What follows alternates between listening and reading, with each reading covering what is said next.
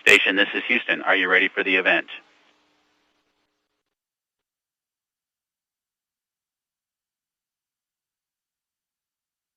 Houston to the station, we are ready for the event. RAI-1 TV, this is Houston. Please call station for a voice check. ISS, this is RAI Television. How do you read us? RAI Television, ISS, I read you loud and clear. Buongiorno. Buongiorno Paolo. Allora ci siamo. Nice to have you here. Ci siamo. And we're ready. Buongiorno Paolo, io emozionatissimo. Good day, Paolo. I'm very excited. I don't know when it's going to happen next, but I'm very excited to see these images and to have this opportunity to interview an astronaut. A big greeting to Paolo Nespoli, who's bringing our flag up high in the sky. Paolo has been in space since December 15th. He has two companions, an American and a Russian. And Paolo, if you can tell us what the goals of this mission are, since you're going to be there for 6 months. And Magali, good day to you. And welcome here aboard the ISS. We're talking about the Italian flag. Here it is. This is a long-term mission. It's one of many that we conduct on the International Space Station, which is a lab that orbits around the Earth. There are usually 6 astronauts on Earth. The principal goals of this mission are scientific in nature and technological in nature and educational. These 6 months are truly full of activities.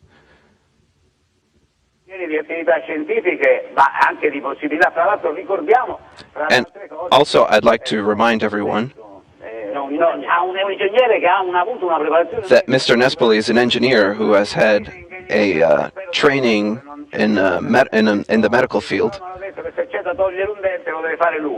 So basically, if you have to extract a tooth, you have to do it yourself. So it seems like in this kind of mission, you prepare yourself for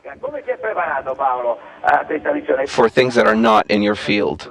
So how did you prepare for this mission? What kind of training did you conduct? The basic training to become astronaut usually lasts about 2 years.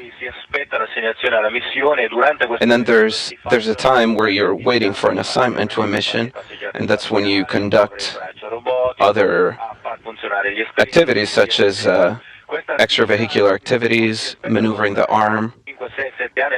This activity can last 5 to 7 years, in my case even 9 years, and then I was assigned to this mission. The training lasted about 2.5 years, of which 1 year was in Russia, since the vehicle that we took to get here was a Russian vehicle. So we had to partially learn Russian and Russian procedures, but also space station systems and all the experiments that you can see here. So I would like to mention that this is the Columbus module, the European module,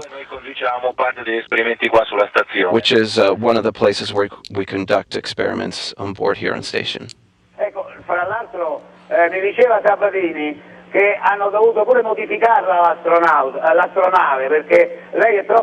And also, they told me that they had to modify the spacecraft to get you there because you're too tall. Maybe they were looking at me. But anyways, they had to modify the spacecraft because you're an Italian even taller than Americans. I'm also aware that you should be able to set a record in this mission. Remind us what it is.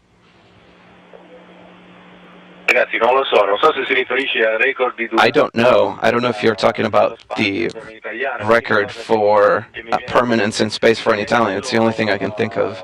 Ci sono stati 5 italiani che hanno There have been 5 Italians that have flown to space so far, but on average, 10 to 15-day mission. So with this 6-month mission, in the future, I'm sure we'll exceed this record. But this is a record that's not destined to last very long, because there will be other Italian astronauts in the future, in the coming years. So these 6 months, this record will be overridden. Well, for the time being, it's an important record, 6 months in space, and 2 Italians in space. But this is fascinating. And on the other hand, we're wondering what you do for 6 months. Aside from the scientific parts and the working in the lab, how do you spend your days in an environment that's somewhat small? Devo dire che sì, in effetti durante l'addestramento ogni tanto pensavo... Well, I have to say that during training, I kept on thinking, what did I get myself into? 6 months in space. How am I going to spend this time? But instead, even these 15 days that we've done so far, I can say that this time is going to pass me by very fast. Because mission control in Houston and the European mission control in Munich, they keep us very busy until 7 p.m. at night, if we're lucky, if we get to finish all our activities. So we don't really get a feeling for passing time. So yesterday, for example, there was an eclipse, and I didn't notice the time passing. Plus here, if something breaks, it's not like you can call the electrician or the plumber. For example, our commander right now is dealing with the restroom, which is all taken apart right now. So there's maintenance that's ongoing all the time.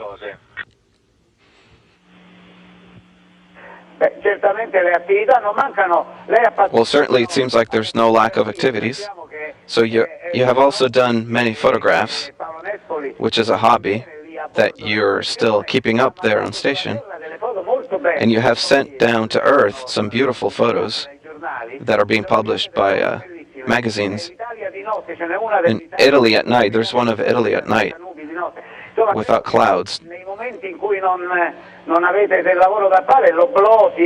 So it seems like when you don't have anything to do, the viewports give you images that very few people have the privilege of admiring. True, I've been astonished on how beautiful it is to be able to look down at night. Most of the pictures are done at night, also because at night it's easier to see the geography. Italy is very distinguishable from space. It's one of the few nations that's very hard to miss, and it's truly beautiful. There's this boot with the crown of the Alps and the islands. They're truly, truly beautiful, seen from up here. And that's why I've wanted to take these pictures and send them down so that you can see them. And I see there's a little doll. Is that a good luck charm, perhaps? It's something that was given to you by someone close to you. This is a Red Riding Hood from my daughter that she gave me before the launch. And we used it on our launch spacecraft to indicate once we reach 0G. So once the engine cut off during our ascent,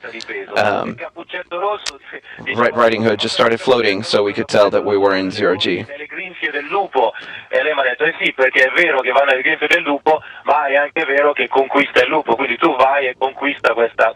And so Red Riding Hood is conquered by the wolf, but she also conquers the wolf. So his daughter set to take the little doll up and conquer space. Speaking of children, astronaut is one of those professions that really fascinates children.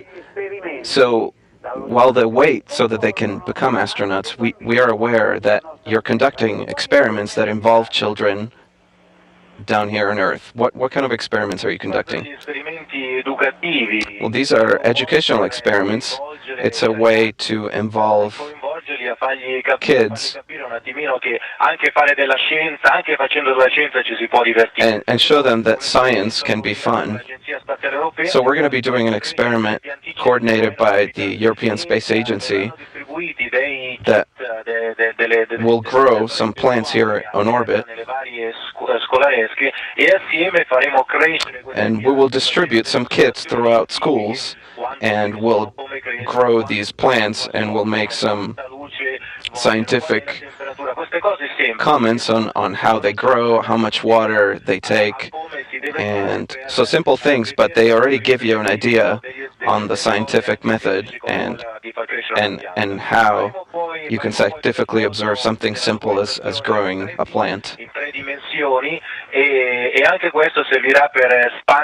And then we'll do some observations in 3D so that they can also expand their understanding, and so that they can understand the purpose of a place like this, and they can concentrate on what to do when they grow up. Okay, so we have a lot more trivial questions as well. So, since it's not every day we get to talk to an astronaut. For example, what do you eat? So in movies, we're used to seeing things that you spray or that you suck on or powder things. So what do you eat in space, and do you lose weight or gain weight? I'm glad you made a food question. This is an important thing, so I brought a few typical things. It depends from person to person. Some people lose weight, some people gain weight. It depends, more or less. Since we exercise a lot, more or less we tend to stay the same weight. Here's one of the standard foods. This is powdered. So these are scrambled eggs. Okay, now I'm going to show you.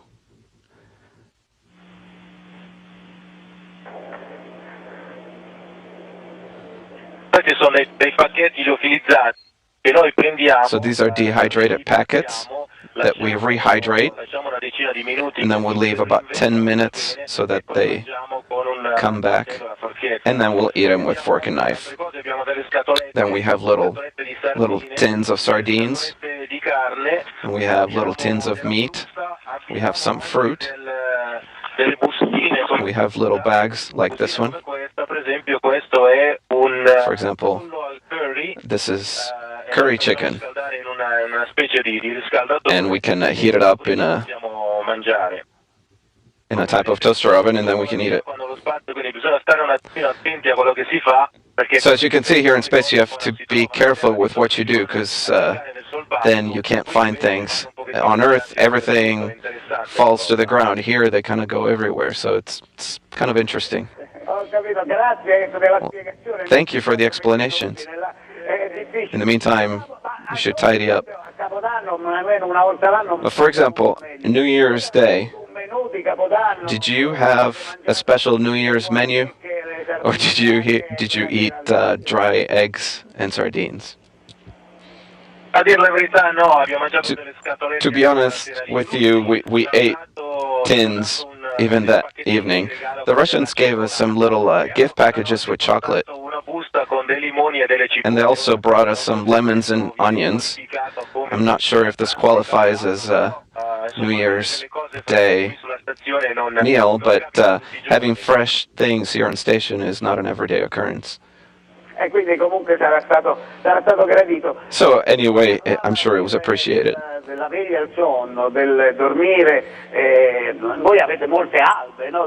So talking about sleeping, you have many dawns and many sunsets throughout the day, since the sun comes and goes. So how do you establish the time There must be a time that you have established to get up and go to bed with the rhythms of daylight. Yes. We utilize the GMT time, the London time, so we're synchronized with the worldwide time, which is London Greenwich time. And we use a working rhythm that's closer to Moscow. It may seem strange, but we're based on the Russian subway, so that the Russian mission control personnel can get to work. So we get up around 6 a.m., 7:30. 7:30 we have the first contact with mission control.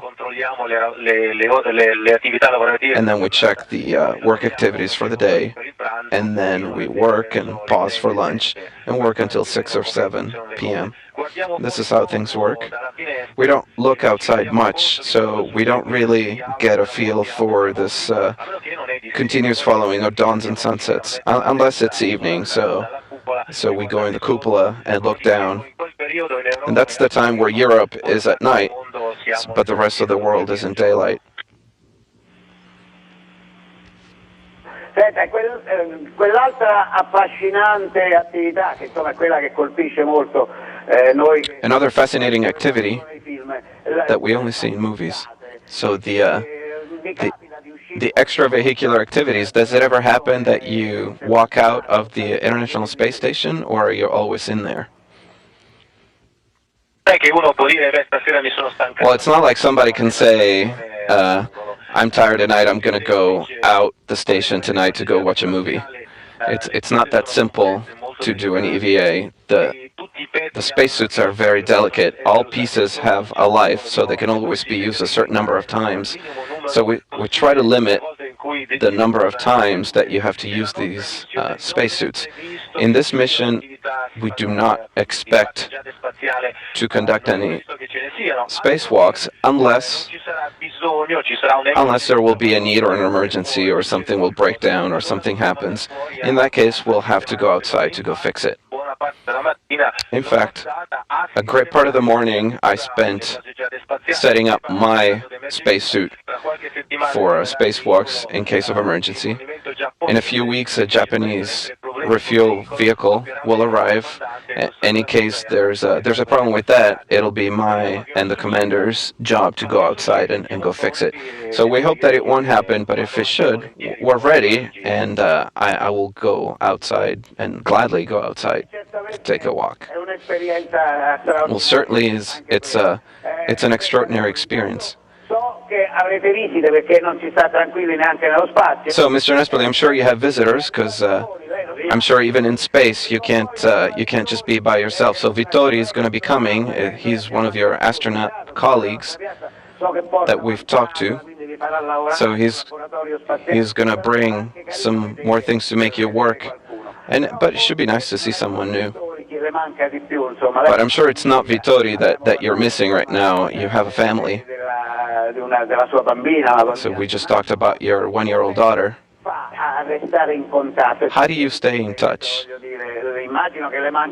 I'm sure that you miss them. Do you have the chance to talk to them? I sure hope that you get to talk to people other than me.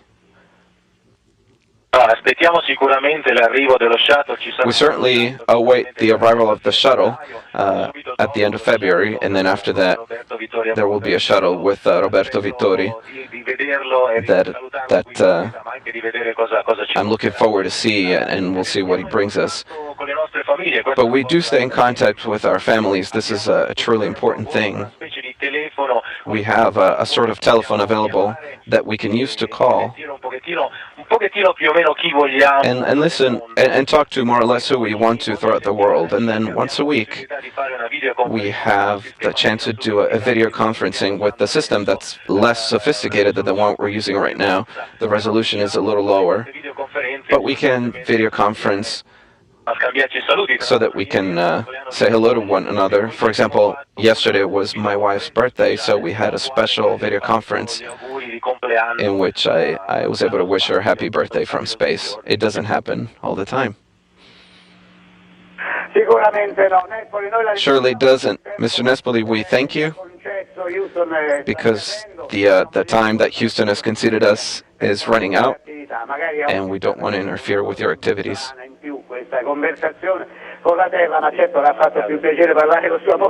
I'm sure you had much more fun talking to your wife than us, but so we wish her a happy birthday too. Thank you. We're very proud that you're up there. We're proud that Italy is represented, and I can see you rotating in the air. I hope it's a sign of joy. So we thank Paolo Nespoli, Italian astronaut in activity, who will come when? At the end of May. And everyone keep thinking when as you're getting ready for Easter and then your holidays, just think that Paolo Nespoli is still up there, 400 kilometers up there working for a future. And I'm very happy that we got to talk with Paolo Nespoli for 20 minutes in space without interruptions. And station, this is Houston ACR. That concludes the event. Thank you. You appreciate it. Thank you. Thank you, RA1 TV station. We are now resuming operational audio communications.